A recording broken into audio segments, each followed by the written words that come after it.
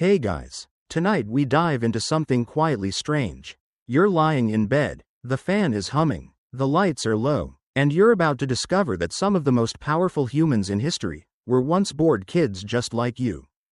Picture a 5-year-old stomping around in oversized socks, or a 7-year-old hiding under the table during awkward family dinners. You probably imagine these world leaders were born with tiny crowns or rolled out of the womb quoting philosophy. But no, before all the battles, speeches, and statues, there were years of just trying not to fall asleep during grammar lessons. So, before you get comfortable, take a moment to like the video and subscribe, but only if you genuinely enjoy what I do here. And hey, drop a comment with your city and what time you're tuning in. Always love knowing who else is still awake right now. Now, dim the lights, maybe turn on a fan for that soft background hum. And let's ease into tonight's journey together. You trudge across a cold stone floor with bare feet. There's hay stuck to your tunic. And your sister keeps singing off key. No, this isn't a fantasy roleplay. It's the average morning in the childhood of someone who'll one day command armies or rewrite the course of nations. The thing is, greatness rarely starts with grandeur. It starts with boredom, and bedtime, and possibly one too many bowls of watery porridge. Take Julius Caesar, for example, not even on our full list, but just a warm-up. Historians still argue whether he was truly a military genius or just outrageously lucky with weather patterns. But what they do agree on is this: as a child, Caesar was obsessed with reading tales of Alexander the Great and, wait for it, organizing neighborhood armies, using sticks and incredibly annoyed neighbors' pets. Because what else do you do when you're 10? There's no Wi-Fi. And your future title is dictator for life. But it wasn't just Caesar. Most famous leaders grew up with shockingly average routines: washing, waiting, and wondering if this was all life had to offer. You see them now as monumental. But rewind a few decades and they were just kids staring at cracks in the ceiling wondering how long till supper. Let's start with the blanket. Not a metaphor, an actual, threadbare blanket. Before empires and revolutions, every one of these leaders curled up under something scratchy and probably a little damp. Before Winston Churchill was growling into a cigar and rallying a nation, he was a tiny boy who reportedly carried a worn blue blanket around boarding school, clutching it tight when no one was looking. He was bullied, bad at math, and obsessed with toy soldiers that he arranged every night in perfect marching formation, until one classmate, accidentally, knocked them over and received a foot to the shin. There's something magical about that image, right? The idea that behind the bravado of leadership is a kid who didn't want his toys touched. Historians still argue whether these early signs of control and ritual were glimpses of later leadership or just classic neurotic childhood coping. But the pattern is hard to ignore. Even Genghis Khan, yes, the terrifying one, grew up in chaos. As a boy named Temujin, he survived betrayal, starvation, and exile. But before he raised hell across continents, he spent long afternoons skipping stones and making animal-shaped shadows on the tent walls. There's no record of how many times he got grounded, but you know it was a lot. Meanwhile, someone like Abraham Lincoln spent much of his childhood chopping wood, feeding chickens, and reading by firelight after walking miles barefoot to borrow a book. No wild duels, no secret battles, just calluses, blisters, and the occasional poem scribbled in the margins of a Bible.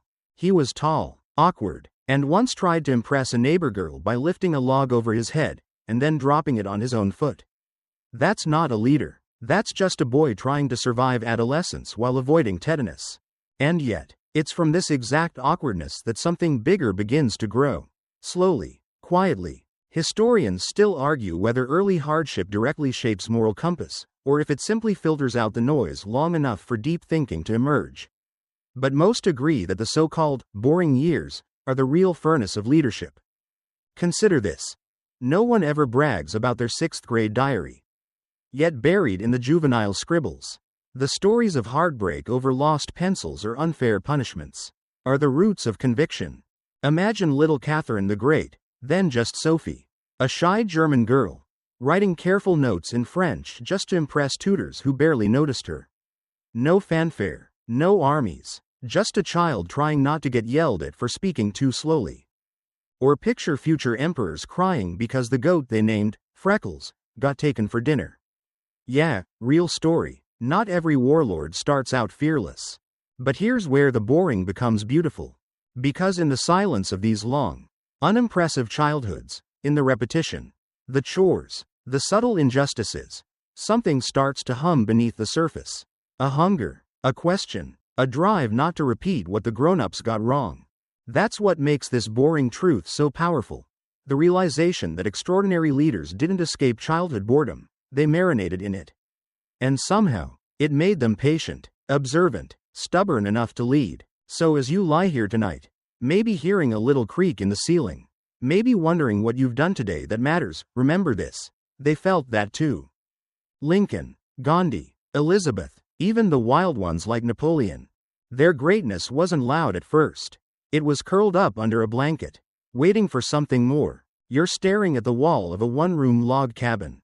It's drafty. The wind whistles through a crack near the floor, and the only light comes from the fire, if you're lucky. Welcome to Abraham Lincoln's childhood, a time so simple it would make your smartphone cry. Long before he was the tall man in the stovepipe hat, giving speeches that would echo through centuries, Abe was just a lanky kid in the middle of nowhere, Indiana. And if you're imagining rustic charm, let's correct that. This wasn't Pinterest rustic. It was splinters in your socks, raccoons in the roof rustic. Your day starts early. No alarm clock. Just the persistent honking of a goose and your father yelling something about the axe being where it doesn't belong.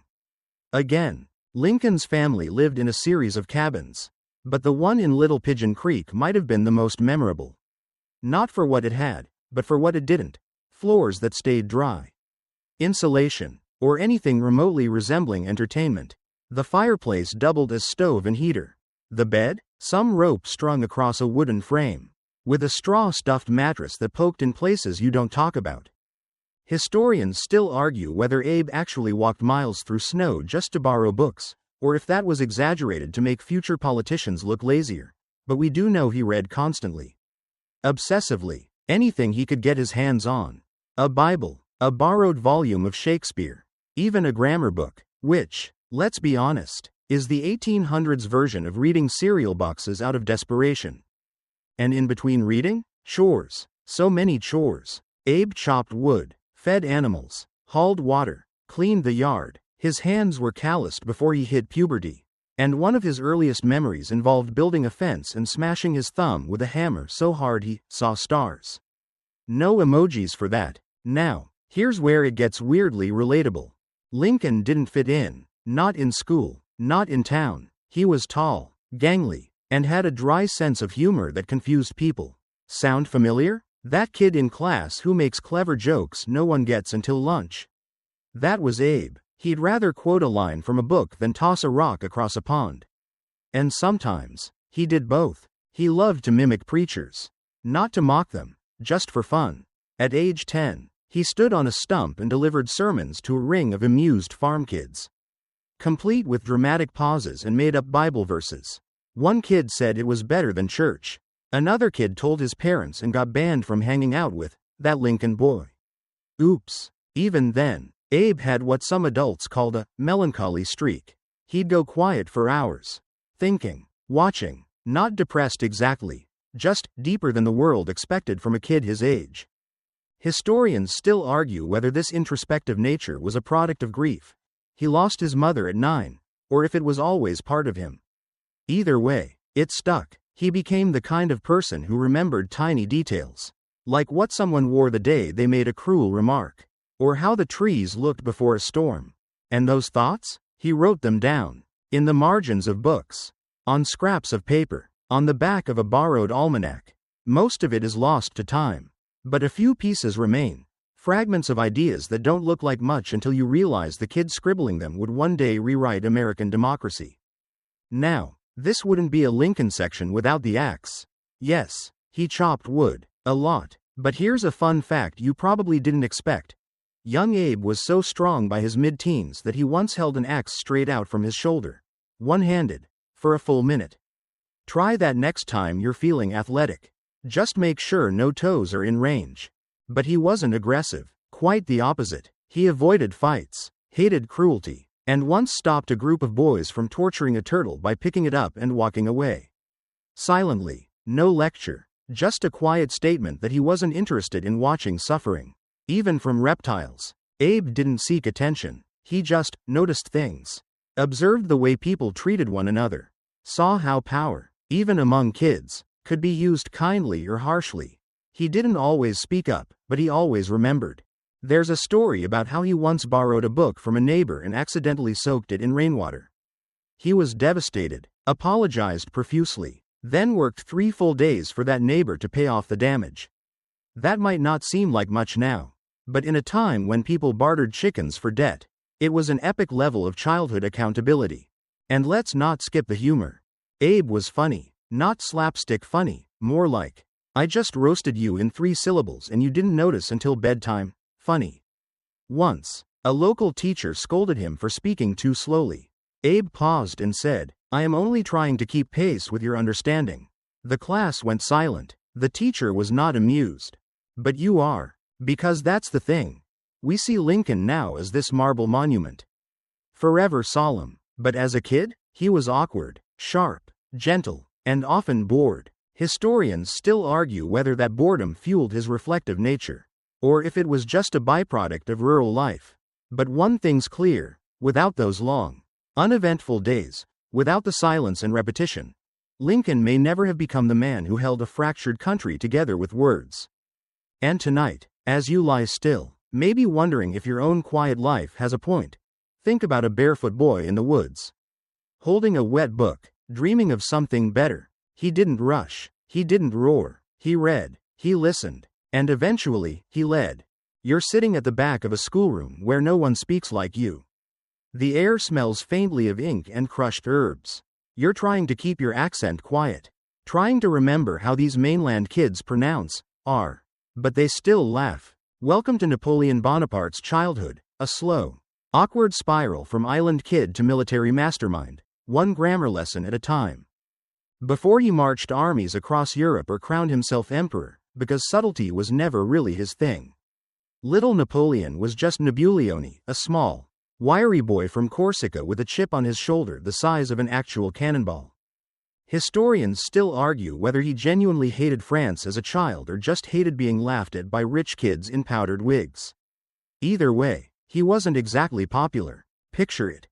A young boy shipped off to the Royal Military School of Brienne-le-Château at age 9.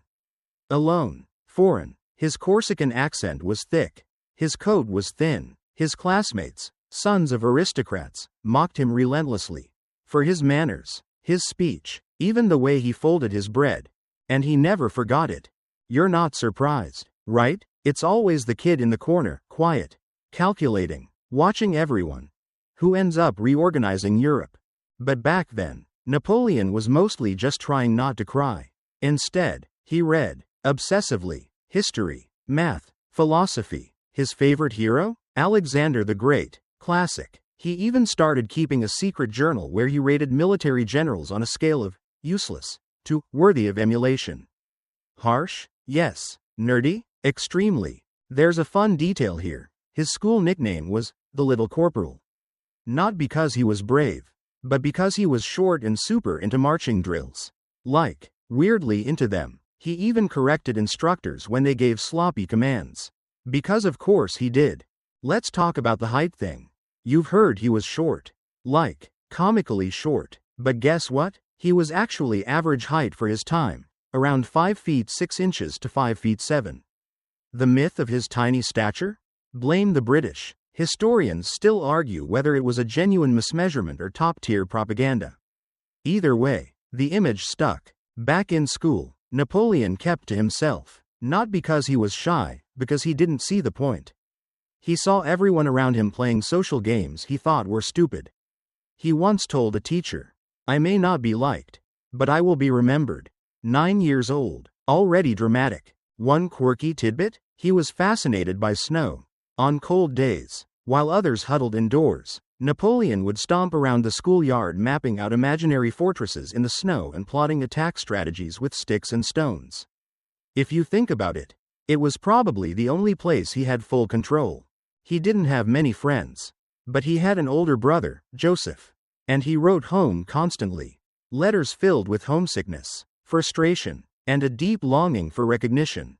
Not fame, not yet, just someone to take him seriously. Now imagine being 12, and everyone treats you like background noise.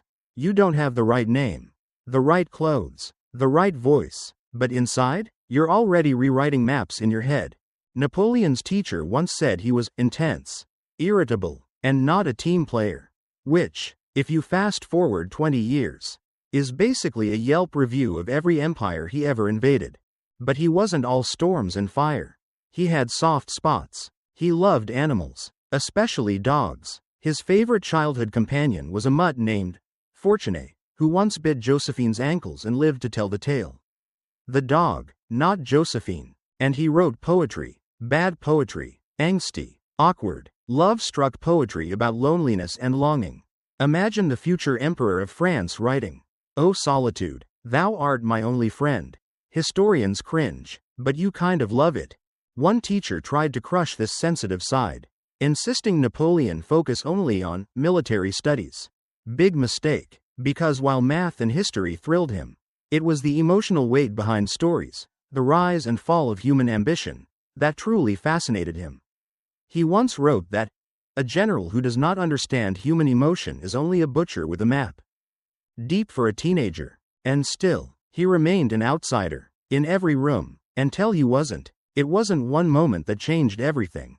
It was a slow build, a quiet seething, a notebook full of battles he would fight one day, first in theory, then in real life. You're starting to see a pattern, right? These kids didn't explode into history. They simmered. They were left out, looked down on, misunderstood, and instead of breaking, they boiled, slowly, patiently, until one day, they rewrote the rules. Historians still argue whether Napoleon's childhood trauma made him reckless or resilient. Whether the constant rejection carved empathy or ambition into his bones. But no one doubts this. Those long, cold, friendless school days made him hunger for greatness the way other kids wanted candy.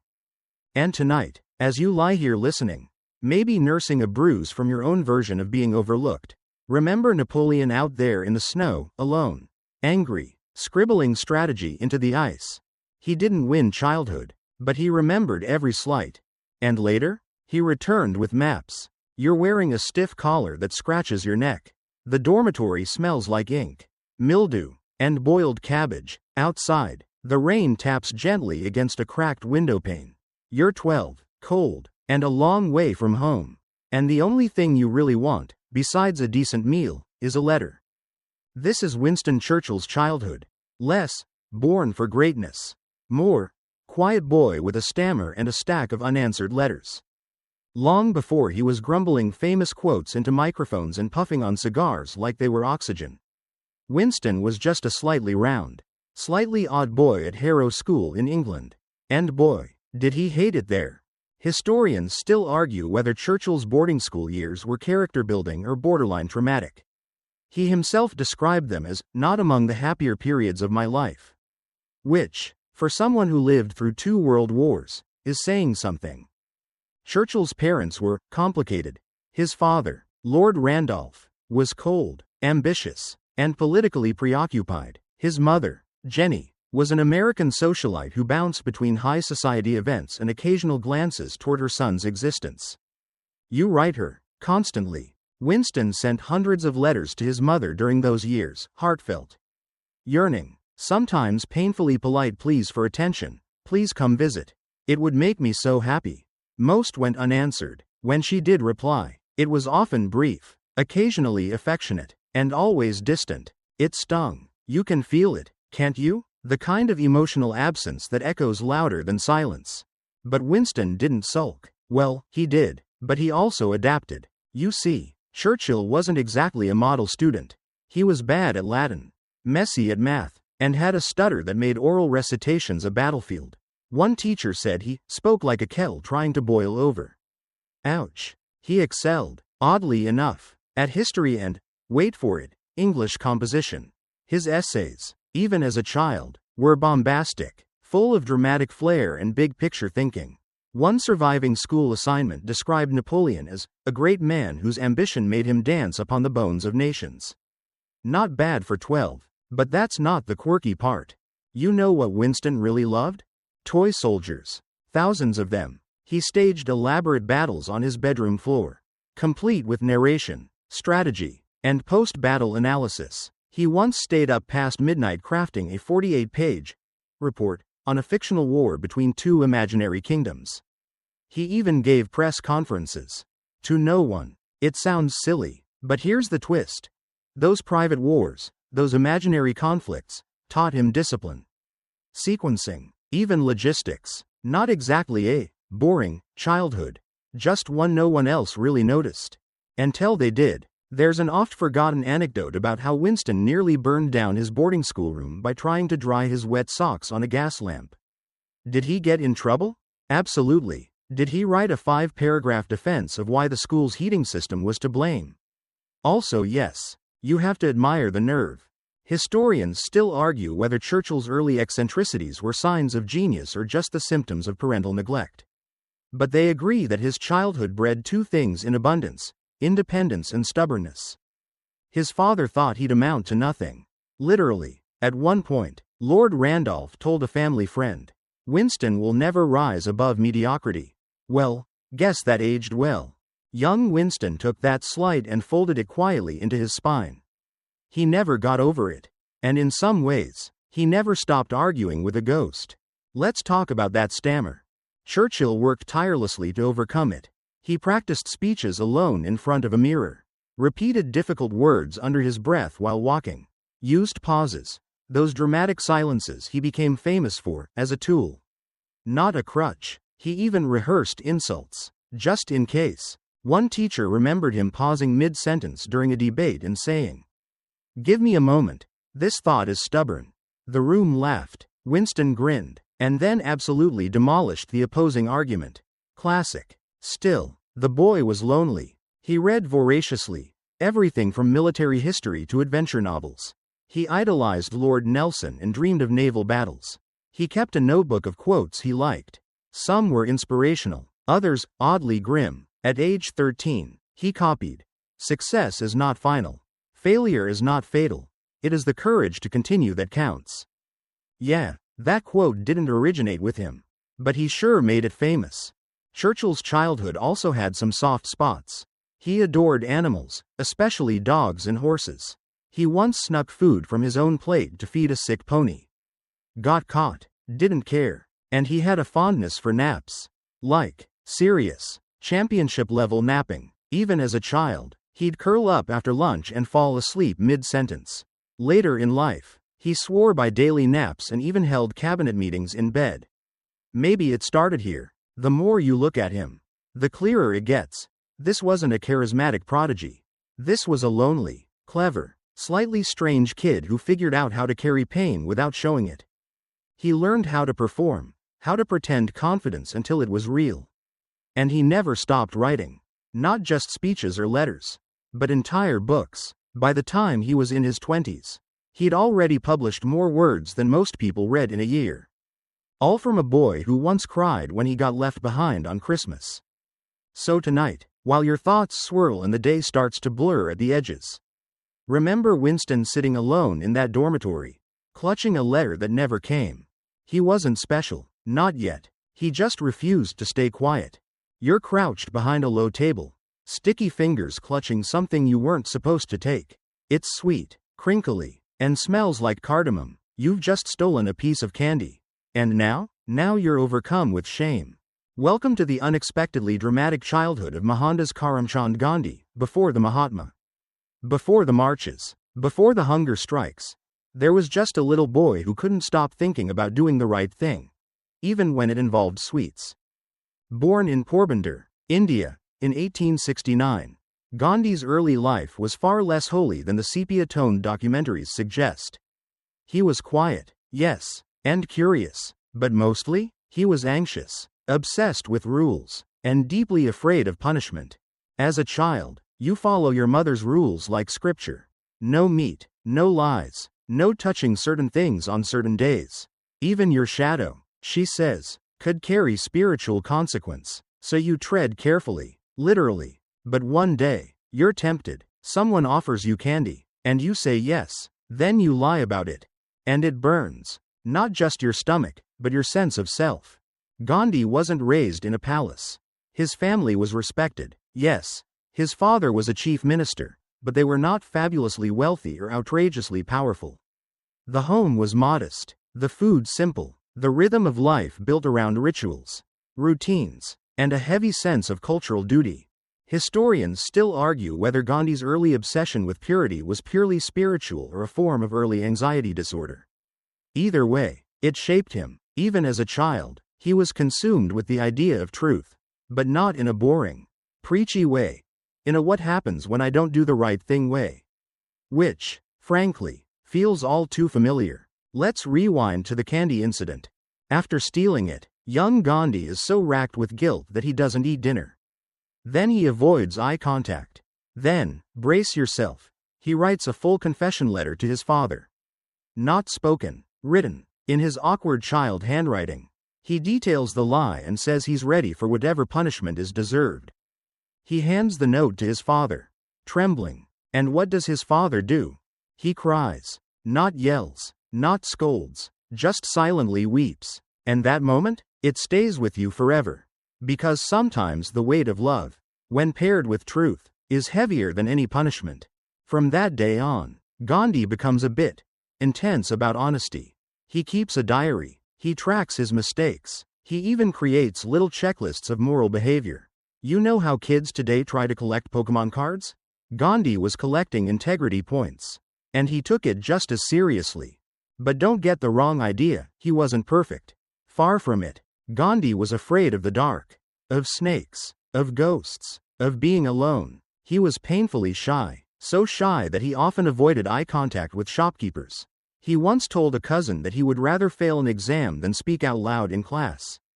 And guess what? He actually did. He also wasn't exactly athletic. He preferred long walks, sure, but he hated sports. Once, during a cricket match, he wandered off the field to go feed a goat. The team lost. He felt bad, but not bad enough to stop feeding the goat. Let's talk about food for a second. Young Gandhi was fascinated and deeply conflicted about diet. His family was strictly vegetarian, and meat was taboo, but the idea of meat represented strength, masculinity, and modernity. Some older boys whispered that British rule would never end until Indians stopped eating like weaklings.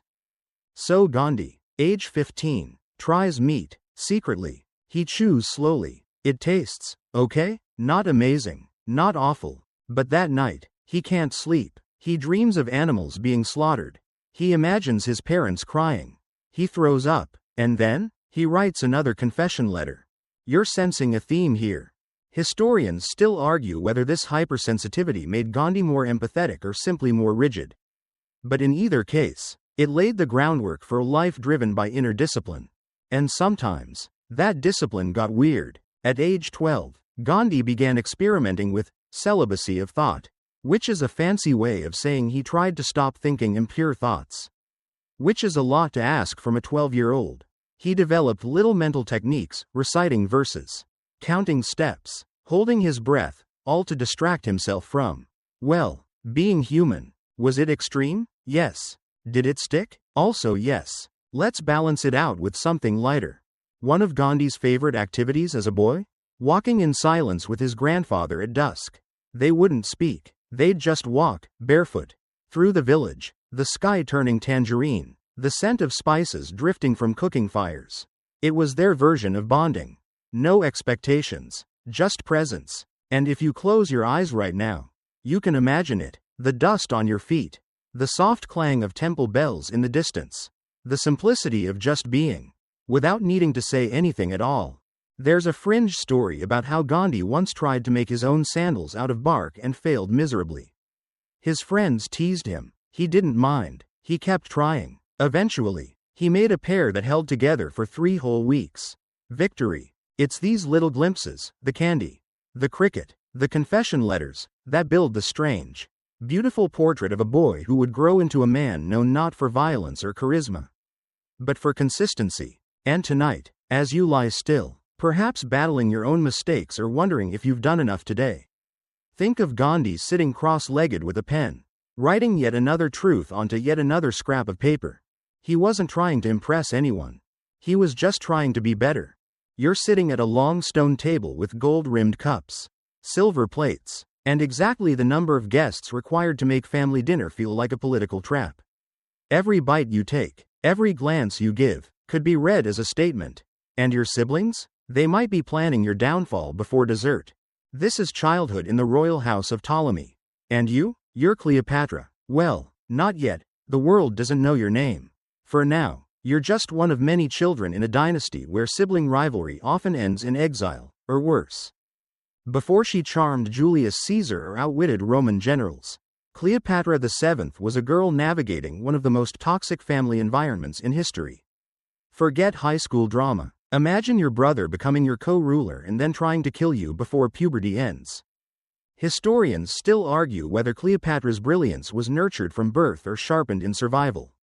But either way, her childhood wasn't soft, it was ceremonial, strategic, and soaked in the tension of succession. At night, you sleep in a room layered with silk. But you don't rest easy. Not when the walls have ears and the staff has favorites. You learn quickly that your words are currency. Your tone? A weapon. Your silence? Occasionally, your safest defense. You speak at least 5 languages, maybe more. Greek, of course, because your family is Macedonian. Not ethnically Egyptian, surprise. But you also study Egyptian, Latin, Aramaic, and possibly even ancient Persian. Not for fun, for leverage. Because unlike the rest of your royal siblings, you're not content being ornamental. You want to understand your people, not just rule them. And that's rare, so rare, in fact, that you become the first of your line in 3 centuries to actually speak Egyptian fluently. Fringe fact? She may have also dabbled in Hebrew. Multilingual flex. But you're still a kid. You still sneak figs from the kitchen and argue over who gets the best jewelry. You're tutored in astronomy, philosophy, and medicine. But you also get grounded for eavesdropping on your father's council meetings. Not that it stops you. Let's talk about Ptolemy XII, your father. Nicknamed Auletz, or the flute player. He's known more for his musical talent than his political savvy. Some historians call him weak. Others say he was playing a long game of alliances. Either way, he leaves Egypt more than once, under pressure, and you're left watching the adults scramble to hold on to power. It's then you begin noticing things. Who flinches when certain names are mentioned? Which servants vanish overnight? How gifts are timed? You watch, absorb, memorize, and you start practicing your own diplomacy, first with cousins, then with scribes, eventually with palace visitors. Even now, you understand that charm is a tool, but not the kind they accuse you of later. Your real power is listening, echoing, reflecting what others need to hear. As a child, you're already studying the psychology of influence. You just call it, making people like me. Dinner is the most dangerous time of day. Your brothers are always posturing. One claims he'll build the biggest army. Another insists he's father's favorite. You keep your voice low, your words careful, your smile unreadable. One night, you make a joke, light, harmless. Everyone laughs. But one brother stares too long. You clock it. You say nothing. You make a mental note. Historians still argue whether Cleopatra poisoned any of her siblings. Some say yes. Some say they simply fell out of favor, or into bad water.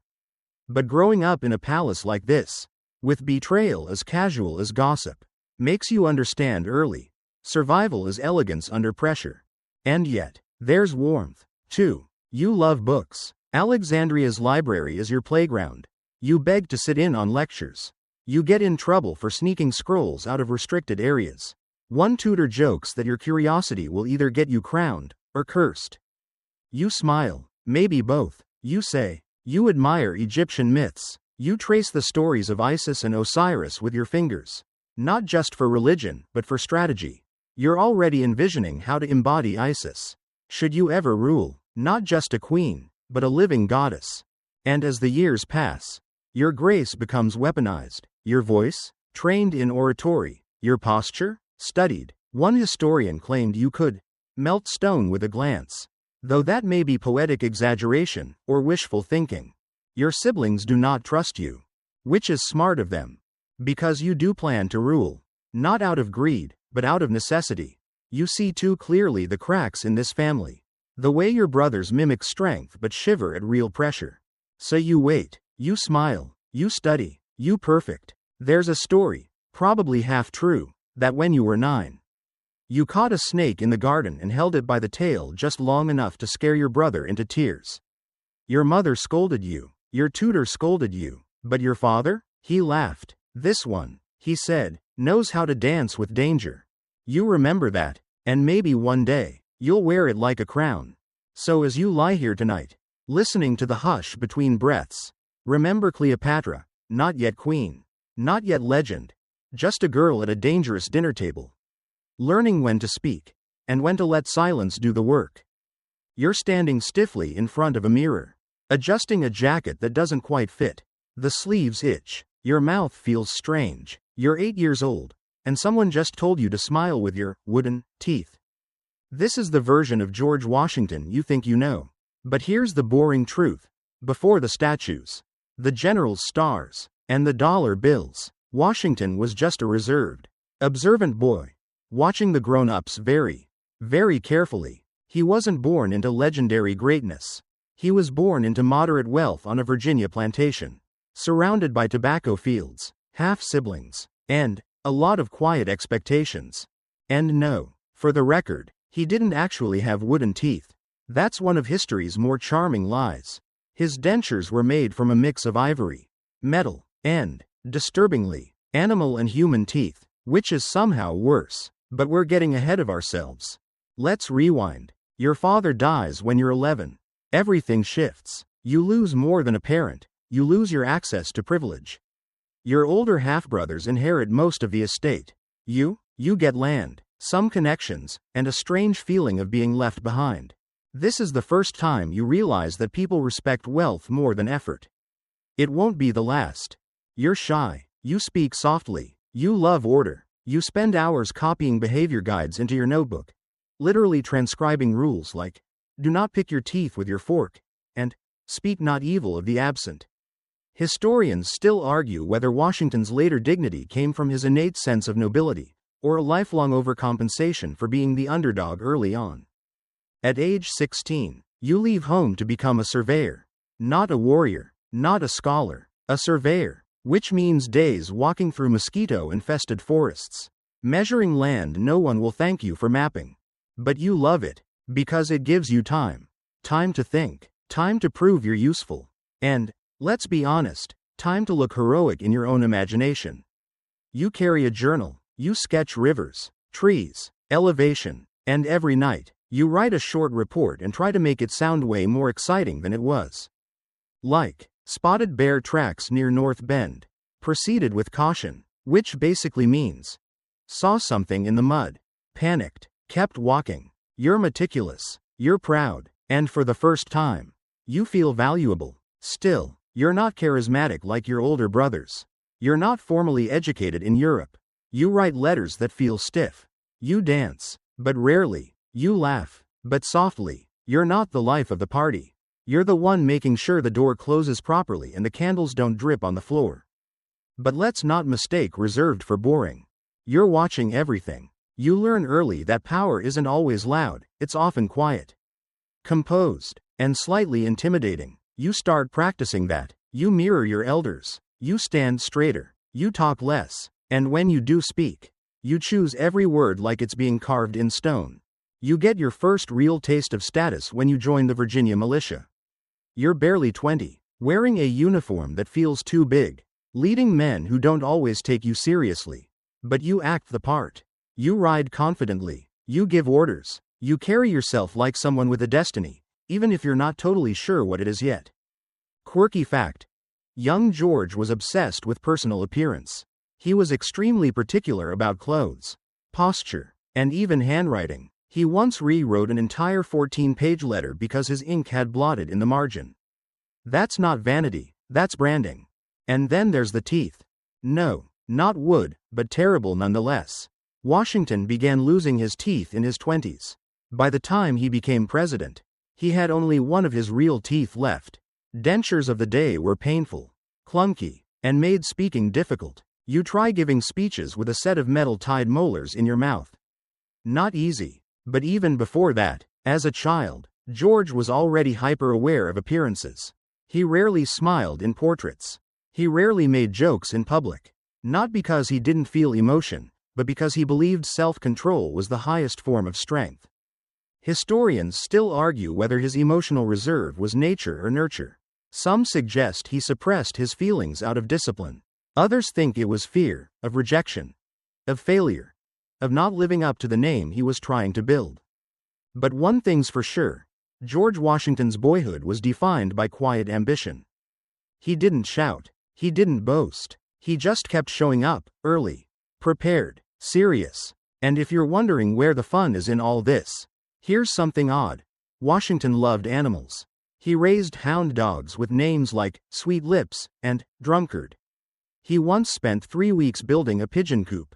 He also enjoyed dancing, when no one was looking. And he really liked ice cream. Really liked it. So much so that when he became president, he ordered enormous quantities of it and had custom ice cream pots made for Mount Vernon. Even stoic legends have their soft spots. So as you lie here tonight, maybe chewing over your own strange routines or quiet dreams, picture young George copying etiquette rules by candlelight, desperate to shape himself into someone the world wouldn't ignore. He wasn't the loudest boy in the room, but he learned to carry stillness like a sword. You're knee-deep in mud, a stick in one hand, and a sheep nibbling your skirt from behind. You're about 12 years old, and your family mostly expects you to shut up and stay useful. But you're quietly holding fire. Before she was Joan of Arc, the warrior, the mystic, the saint, she was just Jean, a peasant girl from the village of Domremy, with calloused hands and eyes that noticed everything. Let's get one thing straight, her childhood wasn't magical. It was repetitive, earthy, and full of people underestimating her. She wasn't raised in a castle or trained with swords. She milked cows, she spun wool, she prayed, and she listened. There's a popular image of Joan as divinely inspired from birth, glowing with holy purpose in her cradle. But the boring truth? Her early life was quiet, humble, no dramatic lightning bolts, no winged angels at breakfast. Just dirt, chores, and the smell of smoke from 100 village fires. Domremy was a tiny village on the edge of political chaos. France was in the middle of the 100 Years' War, which, by the way, was not a marketing exaggeration. It really did stretch for over a century. And Joan was born into it like you're born into traffic or taxes. It just was. Historians still argue whether she truly saw visions from an early age or if they began later, possibly under psychological stress. But they agree that she was deeply religious, intensely serious, and remarkably perceptive from a young age. She noticed things other kids missed. The way travelers' faces tightened when they passed through. The whispered fears about invading soldiers. The sadness in her father's eyes when he thought no one was looking. Joan didn't just live in her village, she absorbed it. And yet, for all her seriousness, she was still a kid. She loved animals, especially birds. There's an obscure anecdote that she once rescued a sparrow that fell into a cooking pot, dried it off, and refused to eat for 2 days until it recovered. She also hated gossip. If the neighborhood kids tried to tease someone or mimic the town drunk, she'd go silent, not scolding, just not joining, which, in a village where talk was currency, made her feel distant, unreachable, slightly weird. But she wasn't isolated. Her family loved her, especially her mother, Isabel. They prayed together, sang hymns, and planted herbs in the garden. Joan knew joy. It just looked different, softer, slower, the kind of joy that feels like holding a warm loaf of bread on a winter morning. Her real troubles started when she began asking questions. Why were the English still here? Why hadn't the rightful king taken the throne? Why were women not allowed to speak in church meetings? Why were soldiers allowed to raid, but not girls allowed to ride? You know, the small talk of a 12-year-old girl with a destiny problem. Let's not skip the fringe detail. There are scattered reports that Joan once beat a boy in a foot race and then used the prize, some kind of bread or coin, to buy candles for the church. He never raced her again. Whether out of pride or fear, unknown. She was strong, not brawny, but built from labor. She carried buckets, moved stones, wove fabrics with arms that could outwork most boys her age. Her body was useful, sturdy, and she never tried to hide it. At night, she listened to stories, not fairy tales, chronicles, of kings, of saints, of warriors who fought not for riches but for righteousness. Those became her bedtime stories. And maybe, just maybe, they started something in her. There's a famous line, she heard voices. But that doesn't quite capture the moment. It wasn't thunder or flashes of gold. Just a presence, a sense, a whisper that perhaps, just perhaps, God was calling her to do something more than spin yarn and sweep ashes. Historians still argue whether these voices were divine, delusional, or deeply symbolic, but for Joan, they were real, and she treated them not as fantasy, but as instructions. Her belief gave her clarity, even when it terrified everyone around her.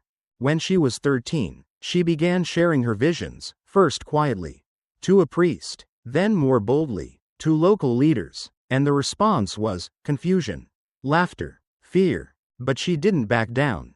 She insisted, persisted, and slowly, people began to listen. Still, before the armor, the banner, the battlefield, there were endless days of no one believing her. Of her family pleading with her to stop talking. Of neighbors shaking their heads. Of priests testing her for heresy. And through it all, she stood calmly, as if she had already lived the future. Joan had a stillness that unnerved people.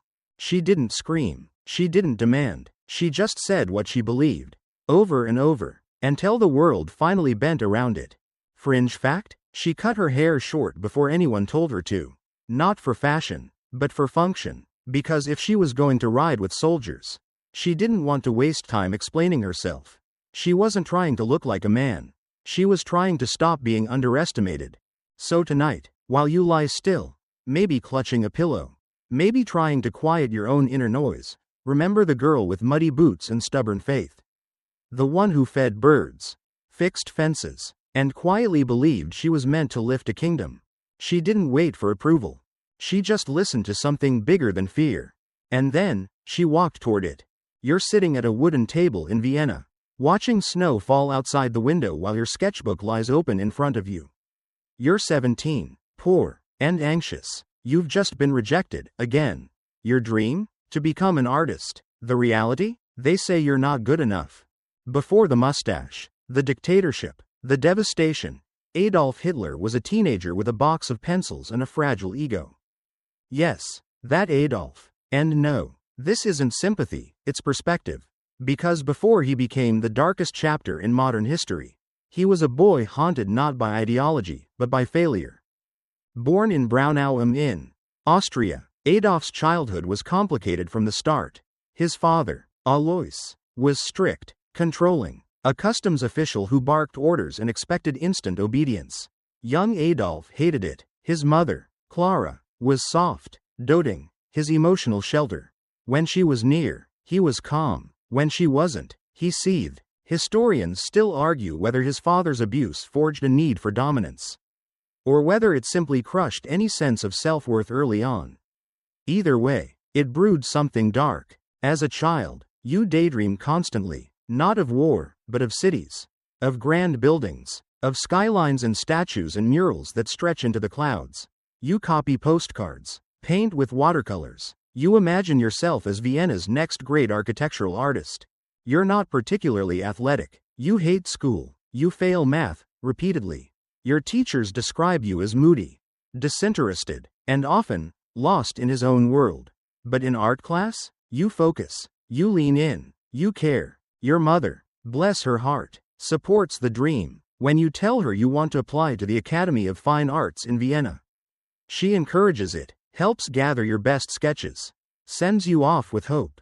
You arrive, you apply, you wait, rejected, not once, but twice. First for painting, then, with fewer hopes, for architecture. Both times, they say the same thing: lacks talent, lacks technique. And here's where things begin to shift.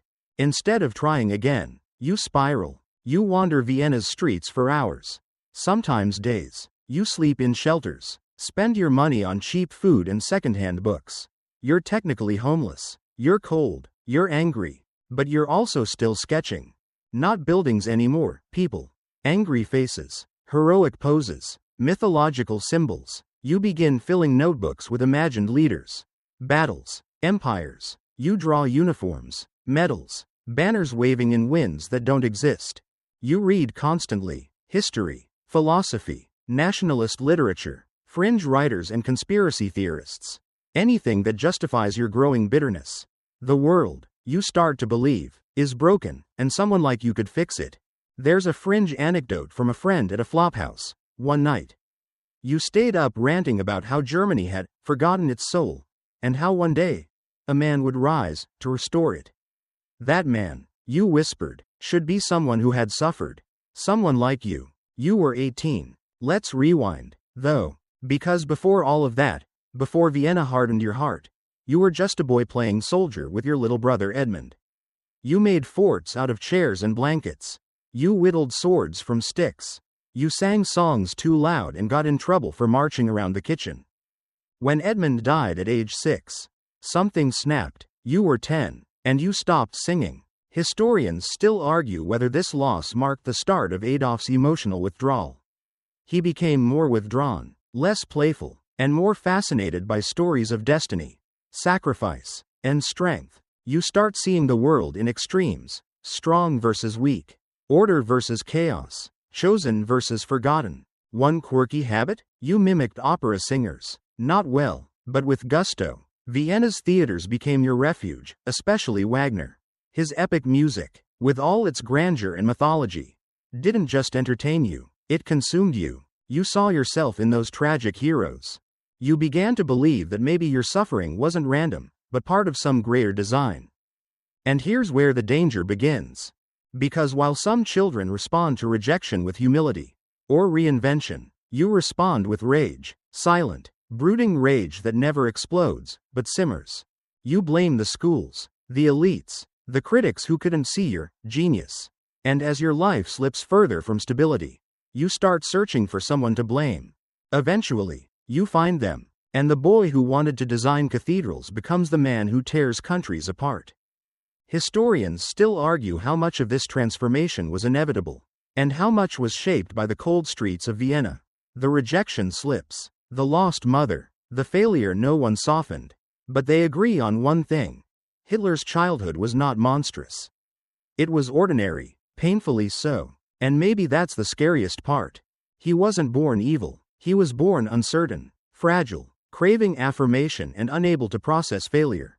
Tonight, as you lie in your own bed, warm, loved, safe, think of the boy in Vienna, drawing soldiers in the margins of rejection letters.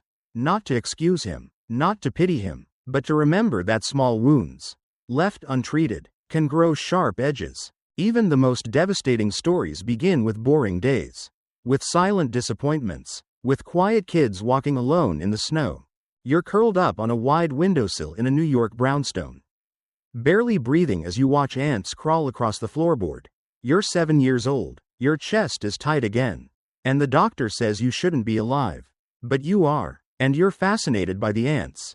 This is Theodore Roosevelt's childhood, a life that began not with roaring speeches or bull moose bravado, but with wheezing, coughing, and a terrifyingly fragile pair of lungs. Before he stormed up San Juan Hill or grinned with a bear he refused to shoot. Teddy was just Teddy, a sickly, bookish, wildly curious boy in a wealthy Manhattan household. His asthma attacks were violent, sudden, and left him gasping like he'd been punched by the sky. And yet, he was never boring. You try to breathe. Your father, Theodore Sr., carries you up and down the stairs all night to ease your lungs.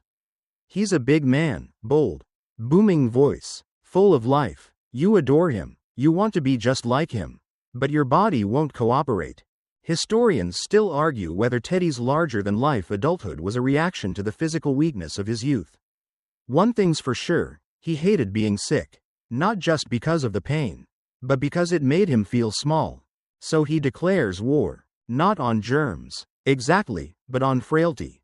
He reads everything. Books on animals, battles, botany. He starts sketching birds in flight and can name more species than most professors. He builds a natural history museum in his bedroom, complete with labeled specimens and a sign that reads, Do not touch. Quirky tidbit? One of his prized possessions was a dead seal's head he acquired during a family trip. His mother was horrified. He named it Jenny and displayed it with pride.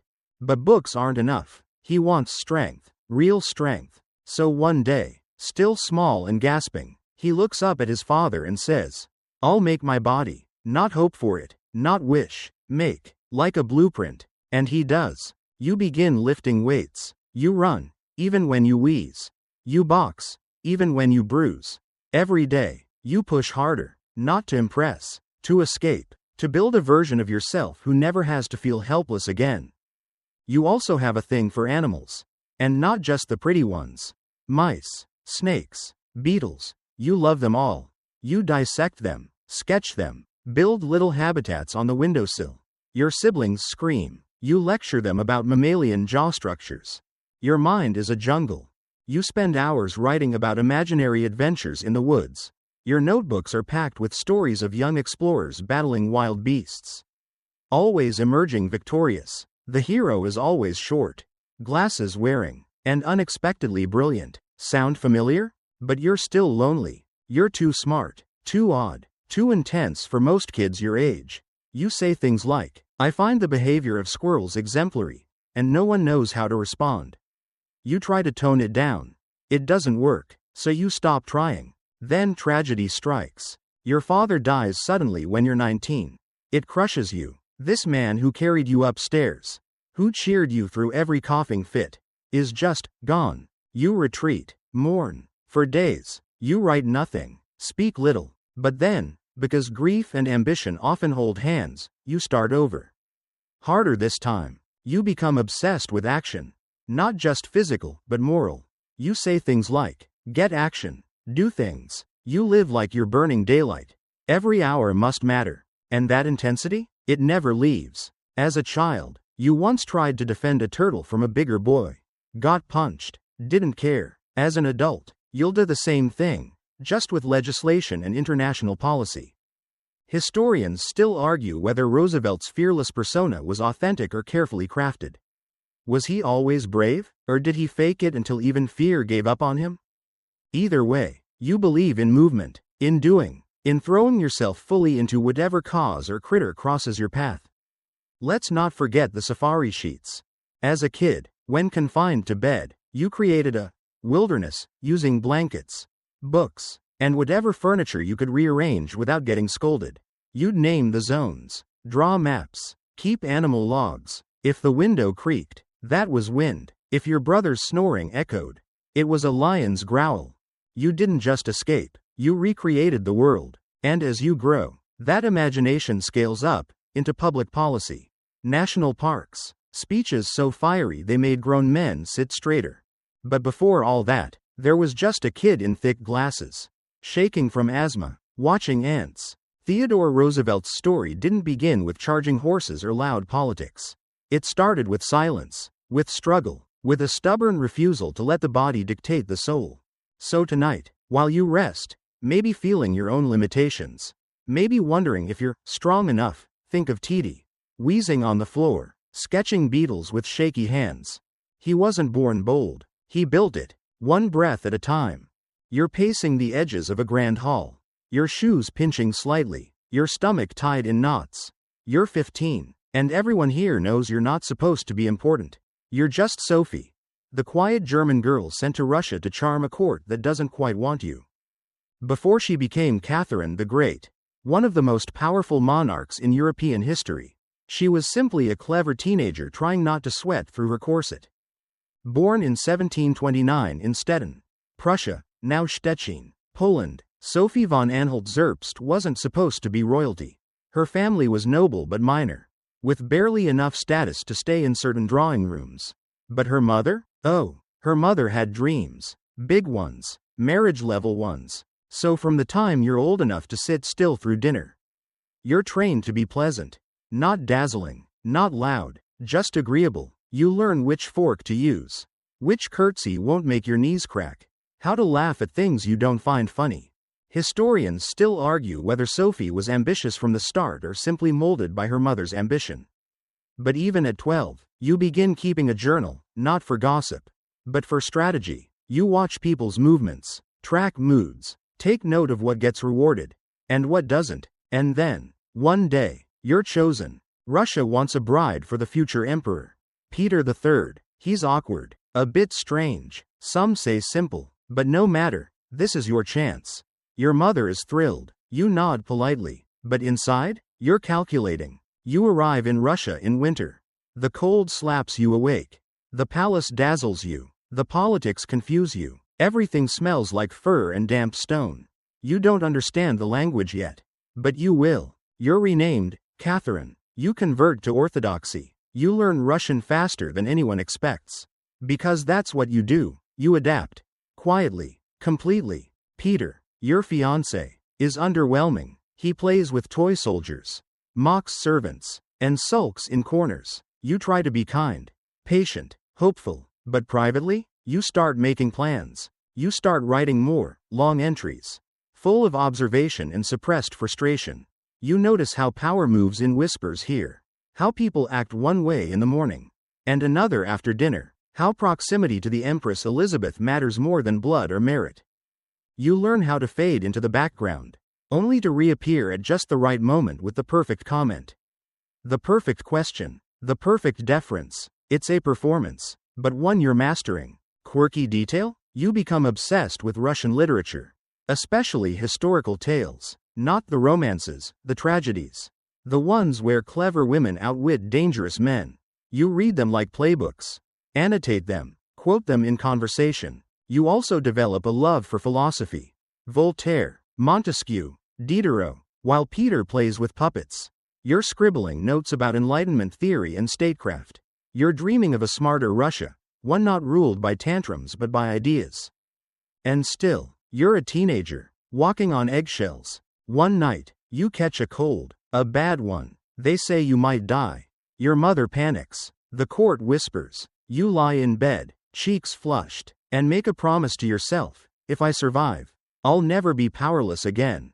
You do survive. And the shift is subtle but permanent. You begin cultivating alliances, first with ladies in waiting, then with military officers, not overtly, just enough to be liked, trusted, remembered. You learn who drinks too much, who hates who wants what. You still smile at Peter, still play the part, but inside, your grip tightens. Historians still argue whether Catherine plotted her eventual coup from the beginning or evolved into it over time. But what's clear is that she learned to survive by listening harder than anyone else. By waiting. By preparing. There's a fringe tale that you once beat a foreign diplomat at chess using an opening strategy most professionals didn't learn until adulthood. He laughed nervously. You smiled like it was luck. It wasn't. You keep journaling. You write letters to philosophers you've never met. You pen mock speeches for an empire that isn't yours yet. Not out of delusion, but discipline. And when Empress Elizabeth dies, and Peter becomes emperor, you're ready. He alienates his court in record time, offends the church, disrespects the army, and you stay composed, until, with quiet support and perfect timing, you step forward. The rest is history. But tonight, we stay here, with the teenage girl pacing palace halls, clutching a language guide in one hand and a worn philosophy text in the other. Terrified, determined, endlessly observant. You weren't born Catherine the Great. You became her. With every quiet breath, every careful step, every day you said less than you knew, and learned more than they meant to share. So as you rest now, thinking of your own future, maybe uncertain about how you'll become who you're meant to be, think of Sophie. The girl who adapted so thoroughly that history forgot she was ever anyone else. She wasn't loud. She was inevitable. You're sitting on a garden bench. The wood cold beneath your dress. You're 9 years old, and you've just been told to stop asking questions about your dead mother. Again, your name is Elizabeth Tudor. You are the daughter of Anne Boleyn and King Henry VIII. But most people pretend they don't see you. Before the crown, before the portraits, before the infamous Virgin Queen title, Elizabeth I was simply a girl who survived by reading the room better than anyone else. You were declared illegitimate before you learned to write your full name. Your mother was executed when you were 2.5, beheaded at the Tower of London. The same place. Later in life, you'll walk past without flinching. But now, you just want someone to tell you what happened. Historians still argue whether Elizabeth remembered her mother at all. But the ache of that absence, of whispered names and unfinished stories, stayed with her always. Your father, the king, doesn't visit often. When he does, it's grand and terrifying. He's charming, then angry, soft, then thunderous. You learn early that affection from powerful men is a weather pattern, unpredictable, often dangerous. You study. You read Latin by candlelight. Translate Greek verses for fun. You memorize everything because knowledge feels like armor. You're not supposed to matter. But you're smart enough to know that someday you might. Your tutors are amazed. You write eloquent letters by age 10. You correct your own grammar before they can. You don't cry when scolded, you go quiet. Think, file it away. Quirky detail? You were obsessed with riddles. The more layered, the better. You once stumped an adult courtier with a logic puzzle involving foxes and fences. And when he fumbled the answer, you simply said, "Then you mustn't build a fence unless you know what it keeps in, or keeps out." He laughed, nervously. Your half-brother Edward is the heir. Your half-sister Mary is older and wary. You're the forgotten one, the spare daughter in the wrong religion. But you watch them. You notice how Mary's temper shortens when she's mocked. How Edward crumbles when cornered. You don't judge, you just learn. One day, you're taken to live with Catherine Parr, your father's last wife. She's kind, educated, and genuinely cares for you. For a time, you're happy. You study philosophy, play music, smile a little more. But then your father dies. And everything shifts. Now the court is a nest of knives. You're shuffled around, watched constantly. At 14, you're caught in a scandal involving your stepmother's new husband, Thomas Seymour. Historians still argue how far it went, but we know this: he was inappropriate. Flirted, visited your room too often. Once tried to kiss you while you were still in bed. You didn't scream, you didn't tell, you stayed still, observed, then asked to leave. That, right there, is Elizabeth in one moment. Not passive, not reckless, just precise. You start writing letters with coded tone, always respectful, always ambiguous. You learn to speak volumes without saying much. You perfect the art of courtly vagueness, a skill that will later save your neck. Literally. Fringe fact? You trained your parrots to speak Latin phrases. One of them reportedly called a courtier a coward with a mouth full of promises. You claimed innocence. The bird, you said, was just clever. Meanwhile, politics swirl. Mary becomes queen. You are Protestant. She is not. You try to play it safe. But rumors spread that you're plotting. That you're next. That you're dangerous. You're arrested. Dragged to the Tower of London, the same place your mother died. The walls smell of damp stone and ancient dread. You don't cry. You write. You leave notes in margins of prayer books. You maintain your innocence with carefully worded replies. I am your loyal servant, if it please your majesty. If not, I remain your humble prisoner. Brilliant. You survive. Barely. And when Mary dies, the crown lands on your head like a dare.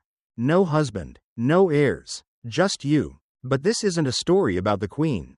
Not yet. This is about the girl in the shadows, learning how to maneuver through danger with wit sharper than any sword. Elizabeth's childhood wasn't filled with fairy tales. It was survival dressed in satin, fear draped in formality. But she endured, not by becoming cruel, but by becoming capable.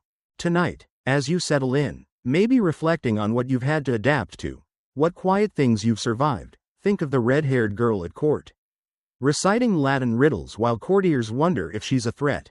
She didn't beg for space. She made room. And one day, the world called her majesty. You're 10 years old, scowling behind a schoolhouse, fingers clenched around a pocketknife you aren't supposed to have. You've just been punished again for fighting. And someone's called you a little animal. You don't correct them, you kind of like it. Before he became a fascist dictator in the face of Italy's darkest decades, Benito Mussolini was an angry, smart, volatile boy who couldn't seem to stay still or stay out of trouble. Born in 1883 in Predappio, a small village in northern Italy, Benito Amilcare Andrea Mussolini entered life already wearing resistance like a second skin. His father, Alessandro, was a blacksmith, a loud socialist, a brawler, and a man who filled the house with radical ideas and arguments. His mother, Rosa, was a schoolteacher, gentler, stricter, and determined to civilize him. You grow up in that tension. At home, your father encourages you to question authority. At school, your mother demands that you obey it. You love and fear them both. Historians still argue whether Benito's early violence was innate or learned from watching his father's political outbursts. What they agree on: he was a difficult child, quick-tempered, brilliant, and relentless when challenged. By age 8, you're already reading Marx, not because you understand every word, but because your father reads it, and you want to impress him. But when you're not reading, you're throwing rocks, fighting classmates, stabbing the desk with your pen out of boredom. One teacher described you as restless as a caged lion. Another, impossible. You're expelled from one school by age 11. Then another. Your parents, exhausted and embarrassed, try to move you farther away, thinking distance might discipline you. It doesn't. You arrive at a new boarding school, and within weeks, you're involved in a knife fight. Not serious, just a scratch, a warning, but it earns you a reputation, and you like it. Quirky detail. As a boy, Mussolini kept a secret notebook filled with speeches. His own, fictional, dramatic speeches he'd give as the leader of a new people. He'd recite them to his reflection, arms raised, voice booming, then immediately get detention for skipping chores. But there's more to you than fire. You're a gifted writer. By age 15, you're winning essay contests, crafting arguments with sharp logic and sharp tone. You don't write to explain. You write to convince, to overwhelm. You also hate hypocrisy. You see priests with gold rings preaching humility, landowners demanding loyalty while exploiting workers. You start to believe that chaos is honest, and order is a mask. One afternoon, your schoolmaster asks you to recite a poem praising the king. You decline. He insists. You stand up and instead deliver a tirade about injustice. You're nearly expelled again. Later, you'll recall that day as the moment I knew I was not meant to kneel. Historians still debate whether Benito's rebelliousness came from idealism or ego. But what's undeniable is that he couldn't tolerate being overlooked, or told what to think, or ignored. At home, things get harder. Your father drinks. Arguments get louder. Your mother weeps more. You start sleeping with a knife under your pillow, not out of fear, but out of readiness. There's a story, half whispered, rarely confirmed, that you once stood between your father and a tax collector, daring the man to try and seize their possessions. You'll need 2 coffins, you reportedly said. You were 12. And yet, when alone, you read poetry. By Dante, Leopardi, even Shelley, translated. You like the lines about revolution, about destiny, about the fire inside unimportant men. You weren't trying to be good. You were trying to be heard. The world didn't offer you soft things, so you stopped asking for them. Your few friends admired your passion but feared your extremes. You once threw a chair across a classroom because a boy mocked your dialect. When he cried, you helped him up, then insulted him again. You didn't believe in clean conclusions. One teacher, years later, said, Benito had a mind like a storm, never still, always near collapse. Even so, you pass your exams, barely. You become a schoolteacher, briefly, but authority feels like a lie when you're wearing the badge. And soon, you leave. For Switzerland. For protest. For exile. But that's later. Tonight, you're just a boy with ink-stained fingers and a chipped blade in your pocket. Dreaming not of love or peace or fame, but control. Of shaping a world that stopped listening to you before you even started speaking. You weren't born evil. You were born furious. And no one ever taught you how to rest. So as you lie still tonight, breathing deep and steady, think of the boy in the Italian hills, standing defiant while everyone else tried to fix him. He didn't bend. And the world bent with him, for better or far, far worse. You're lying on the floor, staring up at the ceiling, arms folded under your head. You're 13, maybe 14, and the afternoon stretches on forever. There's no plan, no instruction, no applause, and no one's watching, just stillness. This is where childhood ends, and something else begins. After all these stories, after the grief and grit and brilliance and bad choices, there's one boring truth left to say. Childhood is never just childish. It's layered, strange, slower than it seems when you're in it, and faster than you ever expected once it's gone. For all the leaders we've walked alongside tonight, from Lincoln to Cleopatra, Joan to Mussolini, the one thing they all shared was not just hardship or talent or rebellion, but the waiting. The long, invisible stretch of time where nothing seemed to be happening. Where they were just kids, sitting in classrooms, getting yelled at by teachers, scratching mosquito bites, wondering if anyone would ever take them seriously. They weren't born with blueprints in their hands.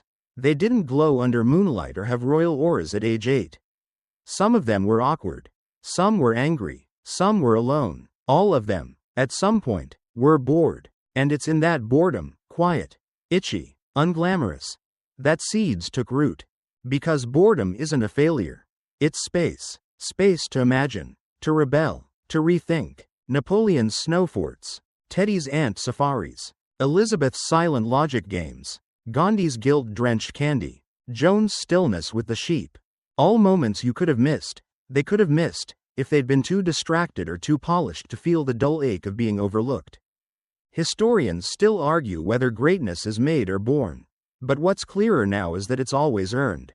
Quietly, often without witnesses. And maybe that's the strange comfort of it. Because you might not feel exceptional. Not tonight. Not this week. You might feel ordinary, small, forgettable. But so did they. Every single one of them. Not because they were small, but because the world hadn't caught up to them yet. So as you lie still now, maybe under soft sheets, maybe with a ceiling fan spinning above, think of this. The world isn't built in speeches. It's built in pauses, in blank pages, in long, dragging days of childhood where you think, there must be more than this. There is, and you might be building it right now, without even knowing. So take your time, be quiet, be curious, be a little bit strange, and trust that every boring story might one day become unforgettable. Wind down, 300 words. Now, take a deeper breath. Let the corners of your body soften, your jaw, your shoulders, your toes. Let the sound around you fade just a bit, like the world's been dimmed to moonlight. There's no quiz at the end of this story. No grand takeaway you have to remember. Only the feeling of having walked through time, not rushing, not running, just strolling quietly through the childhoods of people who changed everything. You didn't need explosions or action to feel the shift, did you? Because sometimes, the whisper is more powerful than the shout. And now, it's your turn to pause. You've spent the last while inside other lives, other shoes, other beds beneath other ceilings. Let yourself return to your own, slowly, gently. Maybe tomorrow will be exciting. Maybe it won't. Either way, it's okay. Because as you've just heard, the most extraordinary paths often begin with nothing more than a restless moment. A skipped stone, a journal entry, or a long walk home. You don't need to rush your story. It's already happening. So ease into your pillow. Let your eyes flutter, not to escape, but to arrive at that lovely edge of sleep where nothing has to make sense. And everything is allowed to rest. I'll stay here, just a moment longer, until your breath steadies, until the silence feels warm, not empty, and until the last of tonight's echoes softens into dreams. Good night.